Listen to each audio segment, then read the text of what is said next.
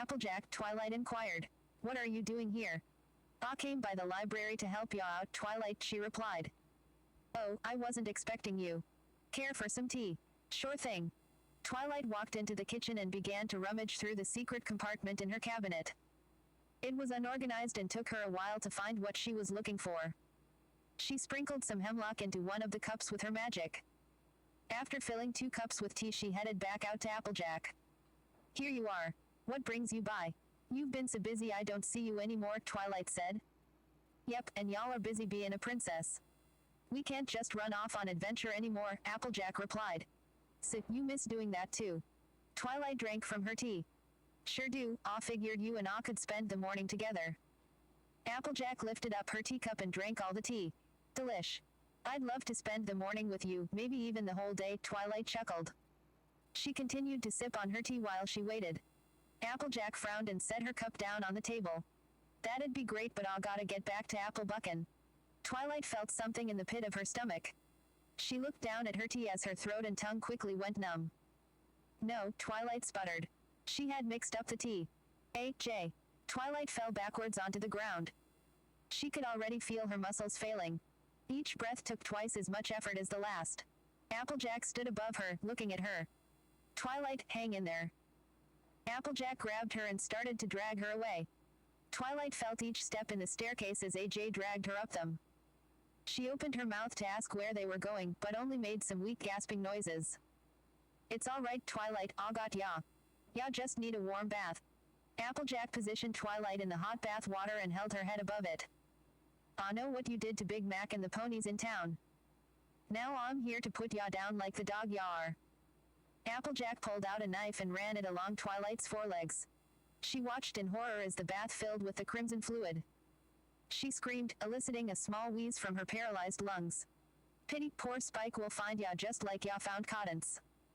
It's what ya deserve, I just wish I'd never been your friend. Twilight's eyes flew wide open as she flailed in the bed sheets. She gasped loudly for air and checked her legs. There was nothing there. Her next thought was to turn on the lamp.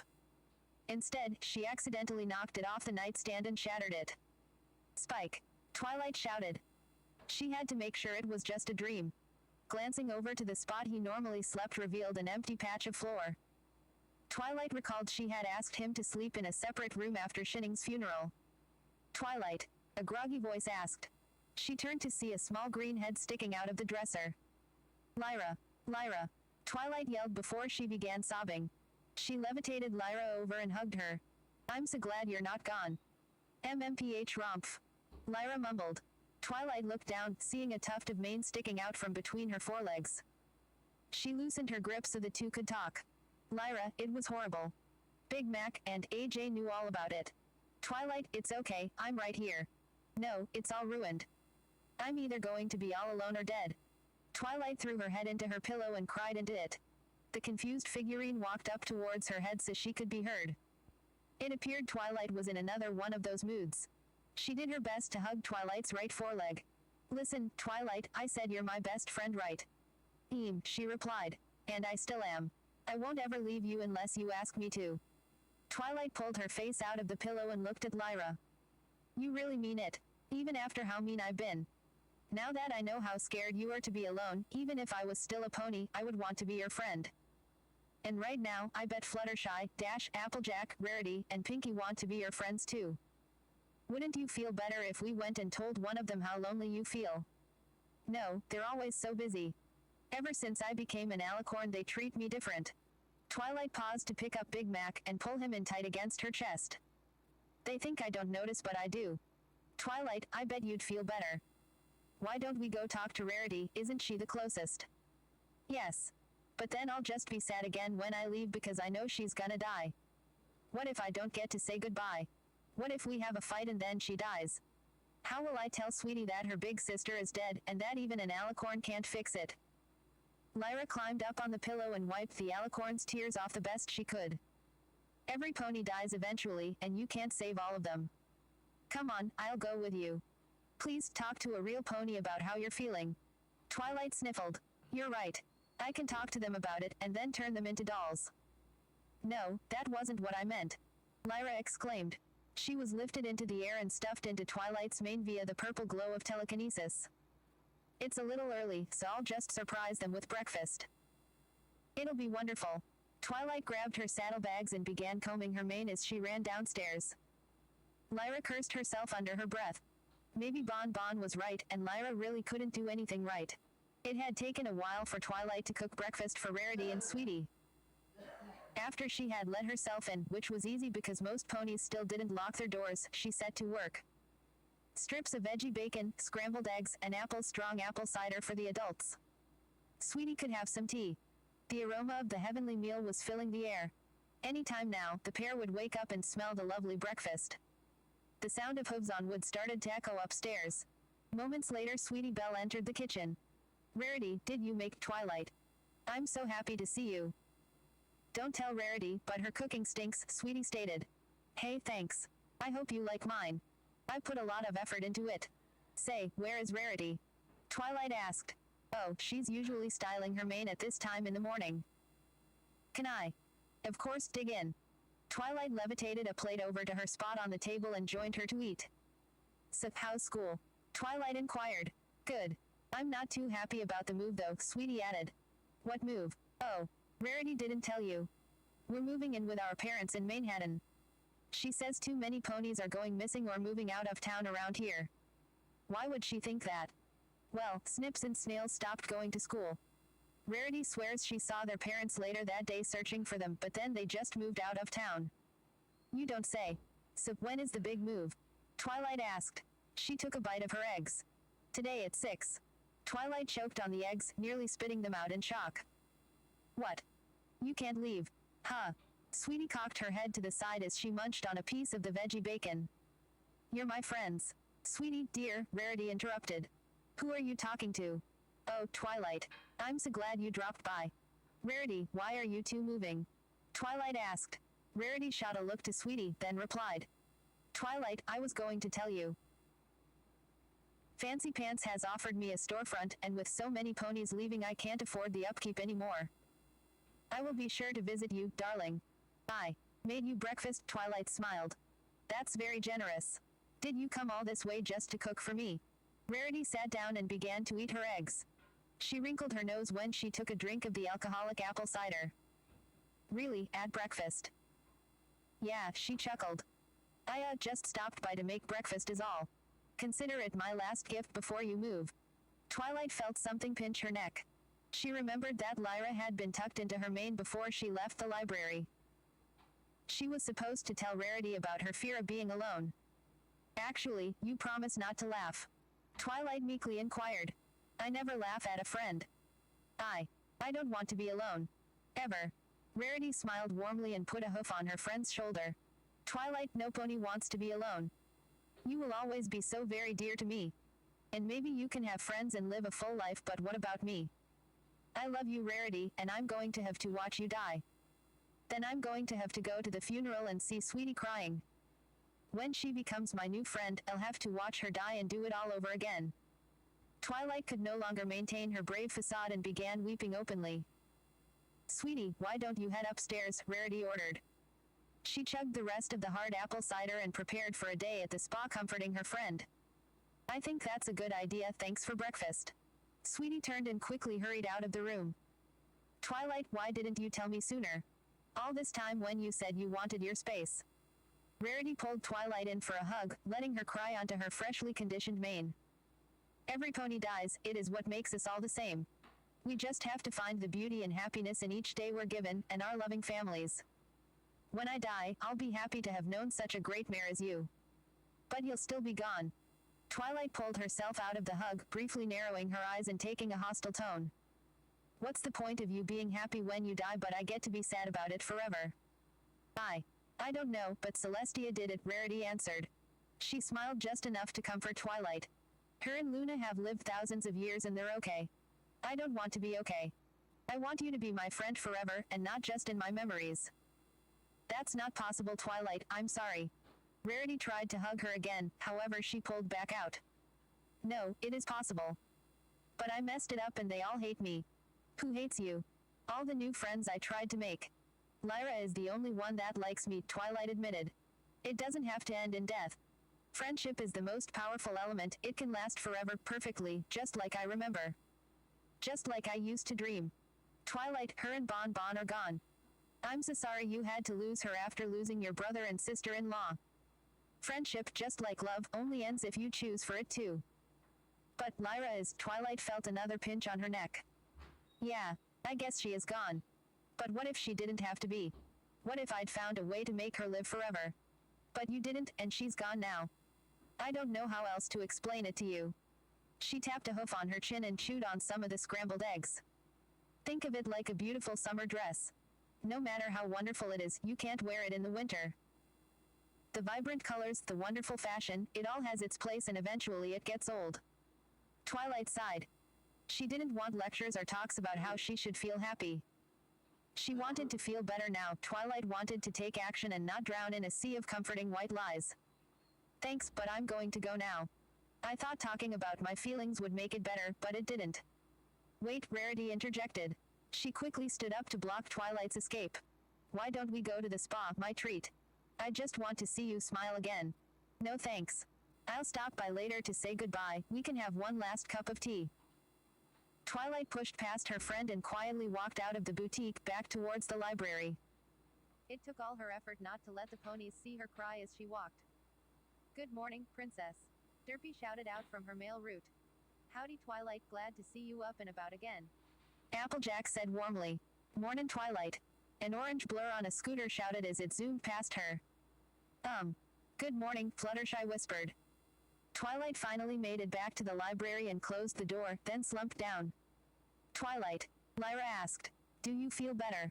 See how nice every pony is to you. Kinda. I want to believe you, I do. Even if they are my friends, as soon as they move to New Ponyville they'll hate me too. And if I don't take them by force, they'll just grow old and we'll all die alone and sad. You don't have to force them, why don't you ask them? They'll think I'm crazy. Twilight shouted. She stood up and began pantomiming with her arms wildly. Oh look, Twilight likes to play with dolls, no wait, they're action figures. She's just overreacting, it's only one friendship report. She only watched one brother die. Twilight will just make lots of new friends when we die. Lyra stood in the middle of Hurricane Twilight watching as she paced around her ranting. How about a deal then? I'll tell you how to make the dolls you already captured happy, and you have to go to the spa with Rarity. Twilight tapped a hoof on her chin a couple times. After a moment of breathing deeply, she had returned to a calmer state. All right, tell me how to make them happy and I'll go to the day spa. The biggest complaint is that they're bored. You didn't just turn us all into dolls, you took away our special talents. Vinyl doesn't get to DJ, Octavia can't play cello, and Bon Bon can't bake sweets. Snips and Snails can't go to school, their parents can't run a tailor shop. You let me keep my lyre, why not give the rest of the ponies a gift? You're right. Twilight cheered. It's obvious, every pony loves gifts. They'll be sure to love me after I give them lots of presents. Then I can start making more dolls. You're the best, Lyra. Twilight rushed down into the basement with Lyra hanging onto her mane for dear life. The closet on the far wall contained several of the personal items from her new friends. Originally she had saved them as spare parts for her replica city. Now, she could pull out some of the items for her friends. Octavia's plastic cello would be replaced by the real wooden one. This is great, I always meant to make them happy, and it's so obvious. My replica isn't real enough. After rummaging through the belongings all day, she had gotten something for nearly every pony to do. Twilight walked over and quickly set all the objects down near the ponies. They were all standing in a circle, just like last night, staring at the remains of Filthy Rich. He was clearly dead now, the spell binding him to the melted plastic had faded. Situ was his daughter, and Twilight couldn't help but smirk. Using her levitation, she quickly scraped Filthy into the trash can by the far wall and set the hot plate down. She took a deep breath and blew the porcelain dust out of town square. Twilight lined all the dolls up in front of her and then sat Lyra down next to them. Listen up. I'm going to unfreeze you all and give you gifts. I have most of your stuff, musical instruments, school books, tailoring supplies, even some of your outfits. I'll shrink down an oven for you later, Bon Bon. I want every pony to be able to use their special talents and be happy, Twilight explained. However, if you destroy them I will not replace them. If you demolish any more buildings, I will. Twilight looked around, realizing she liked all the ponies here. She wanted each one to be happy, yet she had to stay strong. Having already paused enough, she made her threat. I'll kill Octavia. So take a good look at her. If you wreck my town again, then you are committing her murder. Twilight lit up her horn and all the ponies began to move again. They quietly filed past her to collect some of their personal belongings and slinked back towards their homes. It wasn't friendship, but it was a start. Even Bon Bon did not want to make fun of her now. Every one of them had left, except Lyra and Big Mac. Twilight turned her attention to the stallion. He was sitting on the ground, slumped over, facing away from her. For a moment, she thought he had not been animated. Something akin to sobbing was faintly heard from him. Big Mac, Twilight asked. What's wrong? Lyra walked over to Big Mac and whispered to him. The two seemed to have a short conversation. He's depressed, Lyra explained. He just keeps saying, tell Applejack I'm dead, I don't want her to keep expecting me to come back. Single quote. Mac, is that true? Twilight asked. Yep, he softly replied. But I'll bring them here to live with you, then you'll be happy. Big Mac stood up and spun around. No. Y'all got me to sleep with and I'll stay quiet, but you leave them out of this. Twilight took a step back. But they'll die. You'll never see them again. I'm already dead. Big Mac turned around and sat back down. Lyra looked between the pair and saw Twilight start to walk away. Watching the giant mare walk through the narrow town was quite a sight. She knew exactly where to step and when to fly. She never knocked over so much as a single tree. Twilight looked back at Lyra, so the doll ran to catch up. As they passed Lyra's house, Bon Bon signaled her roommate. Pissed, Lyra, Bon Bon called from the front door. Lyra took a quick detour from following Twilight. Yeah. Bon Bon kept shifting her gaze around the ground at their feet. Look, I'm sorry. For Filthy and Diamond. I shouldn't have pushed her. She trusts you, Lyra, so I expect you to keep her from doing it again. In the meantime, we'll keep our heads down and figure a way out of here without any more protests. I'll try, but I couldn't save them either. Lyra lifted her friend's chin up. She isn't the mare we used to know, Bonnie. I know, just try your best. Lyra nodded and resumed her chase of the large mare before Bon Bon could protest. Twilight had stopped up ahead to talk to one of the dolls. As she got closer, she saw it was Vinyl. Hey, Twilight, thanks for my speakers and DJ table. You weren't kidding about the replica, I found power outlets in my basement, Vinyl admitted in astonishment. The mare was smiling for the first time in a week. You're welcome. Does this mean we're friends? Twilight asked, smiling weakly. Yes, but on one condition. If something happens and some pony destroys a building, you have to kill me in Octavia's place. Vinyl sat down and crossed her forelegs, wiping all hints of happiness from her voice. I won't let you hurt her. Why protect her? Bon Bon and Octavia are the ones causing all the problems. And I can't very well kill Bon Bon, or I would have, Twilight admitted. Lyra frowned, unsure if Twilight knew she was listening. Because I never told Octavia how I feel about her.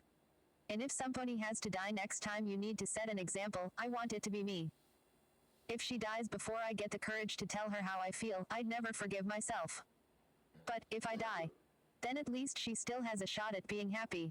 What? So all of a sudden you're trying to sacrifice yourself to save some stuck-up earth pony? If you just want to be my friend because Octavia is your best friend, then forget it. She barked. No, Twilight. I want you to be my best friend. Vinyl jumped up and threw her sunglasses to the side. I'll tell Octavia I don't like her anymore. She'll be so sad though, I just don't want her to get killed too. Well, I guess you'll have to prove it. You can be my best friend after you tell Octavia you're not friends anymore and kick her out. In exchange, I'll grant your silly request. Any punishment I would do to Octavia, I will do to you instead. Deal, Vinyl replied. Twilight began laughing loudly at the tiny DJ. Hey, I'm being serious here. It's not that. I used to put sappy lies like that in my friendship reports. Sure, ponies always say stuff like that, but when you really need them, you find out they were lying. Twilight stopped smiling and began to reenact a friendship letter. Dear Celestia, today I learned to sacrifice my happiness for a friend, because that's the magic of friendship. I can't wait to see the look on Octavia's face when some pony destroys another building and I punish you instead of her. Twilight laughed. Lyra had been backing up subconsciously and bumped into a fence. She looked around for a place to hide. The tone of voice and behavior of Twilight had gone from, I am a broken pony to, I want to watch the world burn. Lyra knew that was always a precursor to bad news. I'll be back for tea with you and Lyra at 6. I've spent all day getting everyone's stuff. I have to go pick up Rarity before the next train, Twilight explained. Lyra heard that last sentence before closing the door to the nearest house. She walked back out to address Twilight, forgetting about her plan to hide. Twilight, what do you mean, pick up Rarity? You promised. Lyra spat. Twilight turned around. Oh, I did promise to go to the spa with her. So I'm going to bring her to this spa, in New Ponyville. So, you coming, Lyra? Lyra braced herself, taking a deep breath. No. Fine, Twilight spat. She stormed up the stairs out of the basement. Lyra slumped down on the ground and buried her face in her hooves. She felt a pony touch her shoulder. Hey, you tried right. That's all we can hope for, Vinyl explained. Please, Vinyl. You said you would be her friend. You better not be lying, Lyra warned. Why is that? Vinyl picked her sunglasses up and placed them back over her eyes. We still don't understand why you haven't run off to get help yet. It's because she's broken, Vinyl. She doesn't want friends, she needs them. Every time a pony makes her feel lonely, or like she's going to have to lose another friend, Lyra gulped. She either cries herself to sleep or melts a pony. Do you really understand what you've gotten yourself into? Yeah, I'm her new best friend forever, and the second she turns her back I'm bolting out the door and getting help, Vinyl explained. No, Lyra ordered. Excuse me. Vinyl spat with disdain. She took her sunglasses off and lifted Lyra's head to stare straight into her eyes. And how are you going to stop me? I won't let you hurt her, she deserves better. And how are you going to stop me? She repeated, coming muzzle to muzzle with Lyra. We're trying to break out of this prison, remember? I'll tell her you were lying. She'll be so mad she'll kill Octavia just to teach you a lesson. Lyra bluffed. You wouldn't dare. Vinyl punched Lyra in the face, flipping her onto her back. She then pinned the mare underneath her. If I want to lie to Twilight or be her friend, that's my business. And if you breath a word of it, I'll strap you down to that hot plate myself. Vinyl punched her over and over until she grew tired. As ineffective as it was for one plastic doll to punch another, it made the point clearly because it still hurt. Lyra didn't even roll over. She laid on her back crying, wishing she had gone with Twilight. Watching Rarity be poisoned and turned into a doll was better than being betrayed by Vinyl. Why don't Vinyl or Bon Bon understand? I just want Twilight and us to all be happy. I don't want any pony else hurt. A familiar voice spoke softly next to her. I'm sorry, Lyra. I thought if I stopped you then you wouldn't have a confrontation with Vinyl, Bon Bon explained. Bonnie. Lyra looked up at her. You should have gone with Twilight, Lyra, you don't belong here anymore. Bon Bon turned around and walked back towards their home. With the final dagger thrust into her heart, Lyra turned and ran for the Everfree. None of the ponies had explored it yet, so she would find a nice quiet spot in the replica bonsai forest to call her new home. Someplace where no pony would be mean to her. Someplace where she had a friend. Sweetie, dear, are you all right? Rarity asked. The filly had complained of a burning in her stomach. Rarity had felt it too, and thought the eggs were not cooked properly. For the past 8 hours since breakfast they had grown sicker. Now, the filly was vomiting in the bathroom. Rarity herself had made several trips to the restroom to relieve herself from the other end. The two ponies clearly had to get some rest. The train would have to wait until tomorrow. They weren't going anywhere. Rarity levitated a glass of water over to drink. Her throat had been burning furiously since breakfast.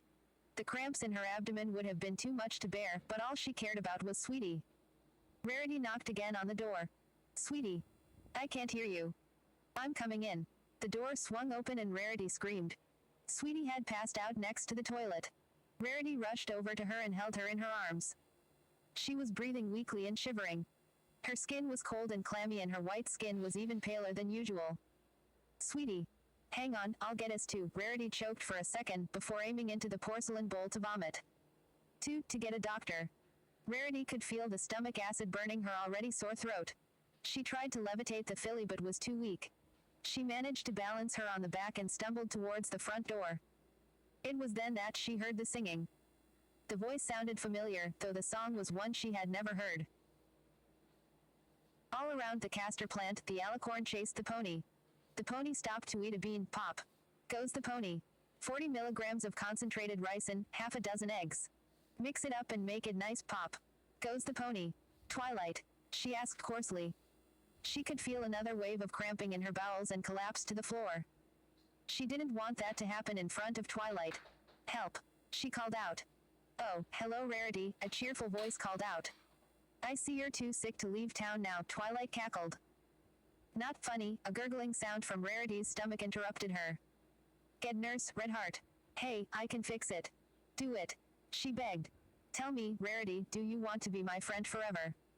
Huh? Rarity asked. It was at that moment she lost control of her bowels.